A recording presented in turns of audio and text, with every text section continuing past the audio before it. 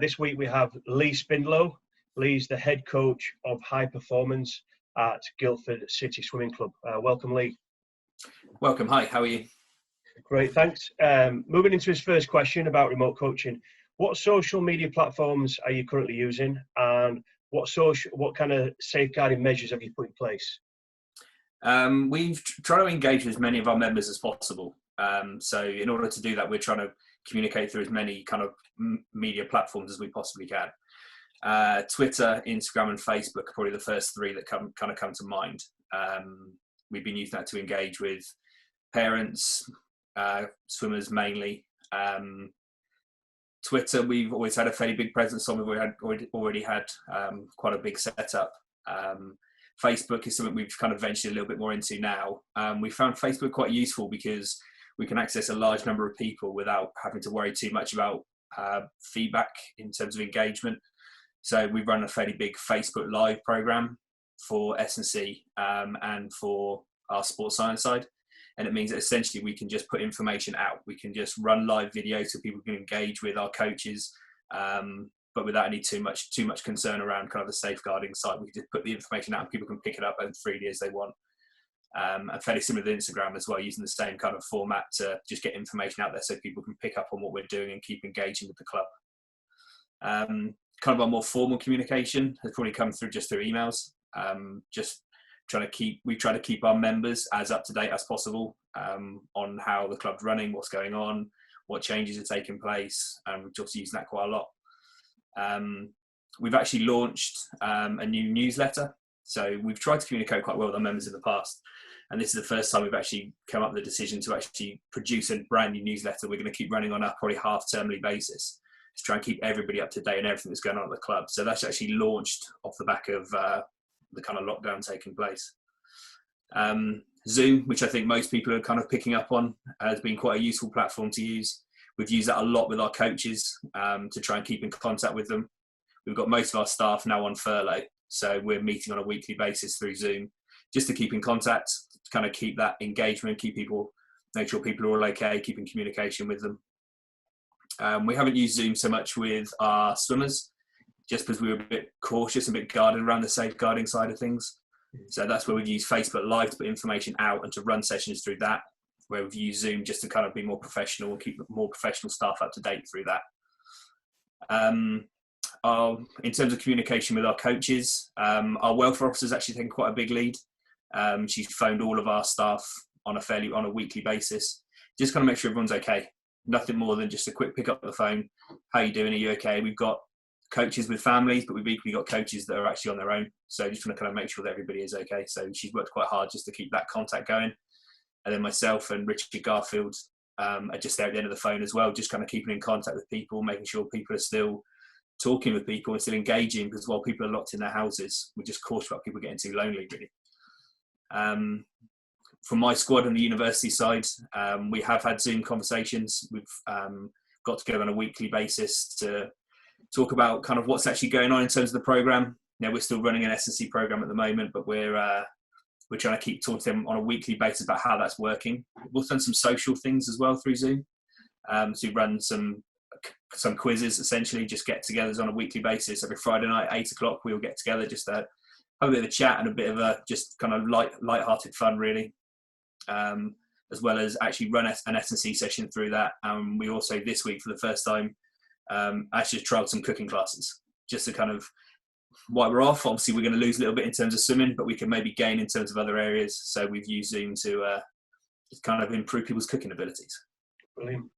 My next question goes into what did you deliver last week, and what are your plans for delivering this week? Okay, so just before the lockdown all started, just to go back a little bit, we were aware that the program was going to be compromised. We knew we were going to be probably out of the pool at some point. So we just started to put some plans in place as to what we could do to offset the lack of training in the pool. The first thing that obviously comes to mind was the strength and conditioning bit.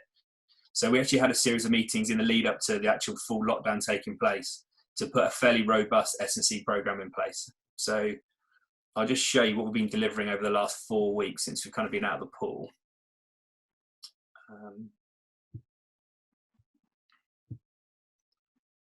So you should be able to see on my screen there kind of our weekly schedule. So this is the weekly schedule that we're going through at the moment.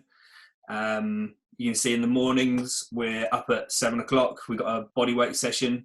That's delivered through Facebook Live. So it's not just open to our squad and our members, but it's actually open up to any club that wants to log on and have a look. So we've been quite open in terms of sharing that. So our national performance and youth swimmers have been up at 7 o'clock. So bodyweight session that Jordan leads, they can follow that session through fairly steadily. At 8 o'clock, we actually have an age group session that runs as well. So Jordan runs back-to-back sessions all the way through the week. So we've got an older session and a younger age group session taking place. So it's just more tailored, more specific to those different movements that we're trying to get right at those respective ages. Right.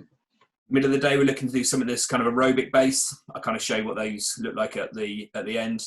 And then in the evenings, we've asked across the club swimmers to take part in a challenge. And this was a couple of different bits kind of fed into this as to why we wanted to do this. Firstly, we just felt that the important part about the S&C is going to be obviously keeping the training going. That was kind of the purist. That's the coach coming out that says we need to keep doing the work. We need to make sure we're fit and healthy and strong when we come back in. But then there was the second part of this that actually came out through our meetings and conversation before we even broke up. That was, we need to keep everyone together. We need to keep a community. We need to keep everyone talking. We need to keep friendship groups going. We need to keep fun happening. We need to keep people enjoying themselves. So we came up with this idea of just running challenges once a day that are very much measurable. People can compare them. People can compare and contrast what different people are doing. So it becomes like a bit of a fun element as well. So as much as it is important to do the exercises, do the routine, keep the routine going, we felt it was really, really important that we did something that people could talk about between each other. Yeah. So squads can compare what each other are doing, swimmers can compare what each other are doing. And that was kind of where that kind of came from. And the timetable of that, the morning session and the evening session, are they designed to fit around remote schoolwork, Lee? Yeah, that's what I was actually going to mention. So the reason we've laid it out like this is we wanted to try and keep a routine. And swimmers, coaches, parents all know that those early mornings are a really kind of key training session and a key opportunity to do some really good quality work. So that's why we've done that through Facebook Live as well. So people can actually engage with Jordan, be up at that time, keep their kind of regular routine taking place. Equally, they actually are recorded and they're on our YouTube channel, so people can watch them at a later point in the day if they want to. Brilliant. But we're trying to keep people as much as possible in the routine. I feel personally that's quite important, and so did our other coaches as well. They all thought it was important, so that's why we've done it in that way. So that's why we've laid it out that way. If I just scroll down here, people actually get given this entire program so they can see the activities we're going to go through. So the bodyweight exercises, and these are all tailored for any of the different respective sessions or groups that you're in. People can see the different activities they need to be doing. So if they do pick it up later in the day, they can use it. If they don't have access to Facebook for any reason, they can still access the activities we're doing.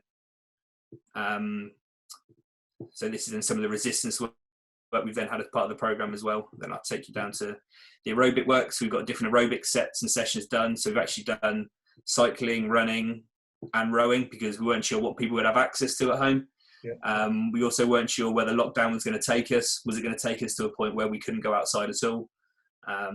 So we just thought we'd offer those different variations. So the type of work we're doing, whether you're running, rowing, or on a bike, is actually the same. It's just done in different modes so people can then work out what's best or easiest for them. And then just on this last page, this is the challenges that we've essentially laid out across the week. We've then tied them to the club values that we have. So responsibility has been a real key value for us as a club, and this is now really coming through and people having to take responsibility for their training. We've then got the challenge set around responsibility on there, and the same with adaptability, ownership, respect, commitment, support. So you're kind of linking that almost with the OADF as well. Yeah, very much so. Yeah, so it all kind of comes under the same kind of umbrella. So I think probably the delivery's there in terms of trying to make sure people are still active. We're trying to keep the routine there as much as possible. And we're trying to keep engagement. Now that's the big thing. Keep people talking. That's the idea of the challenges, was to keep people taking part. And as much as we know we're going to lose a bit in terms of we're not in the water, the big thing for me is that we can still improve in other areas. So if we're improving our own responsibility, our own commitment for what we're trying to do, actually we've probably come away from this long term as a stronger athlete, stronger person, stronger coach. So that was kind of the background. Brilliant. And then on a different note, I know that you've offered a lot of support to a variety of neighbouring clubs. Could you just tell us a little bit about how that came about and how that collaboration is working? Yeah, it's quite interesting actually. It wasn't something that we necessarily planned to do at the start.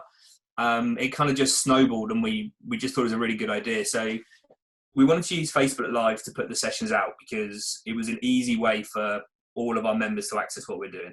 We've got 950 swimmers. To do a Zoom call with 950 swimmers just wasn't going to happen. So we made the decision to put it on Facebook, put it out there so people can watch. And we put together quite detailed programs in terms of what we wanted for each of those sessions, the bit that I kind of just scroll through. And we just got one or two other clubs that got in contact and said, actually, do you mind if we join your sessions? Is that okay? So we kind of then just opened it up, just said, yeah, we're more than happy. We've got no issue. We've sent the programs around to lots of different clubs. We've got about 15 clubs now that are actually receiving the programs on a weekly basis.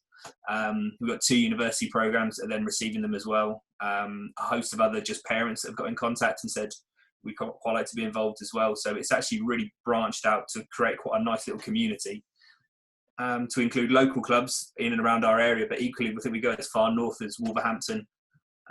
We go right the way down to the south coast, down to Devon. So there's lots of people taking part in it now, which is really good. I think this whole situation kind of to a degree goes beyond swimming. It's a much bigger thing. We're all trying to work together on it. So we have no issue putting our information out there and all trying to work together and help each other. And this was our little way of trying to help people out, I suppose. That's great. I suppose just while you've been talking, there's a lot of similar themes to some of the other coaches around community, enjoyment. If you take swimming out of the equation, in terms of you still being working along with Richard and your strength and conditioning coach, what do you think you're offering to the members from a well-being health point of view? If you take swimming out of the equation, what do you think the impact you're having? I think the biggest thing for me, and I think I've probably said the word a few times, is connection.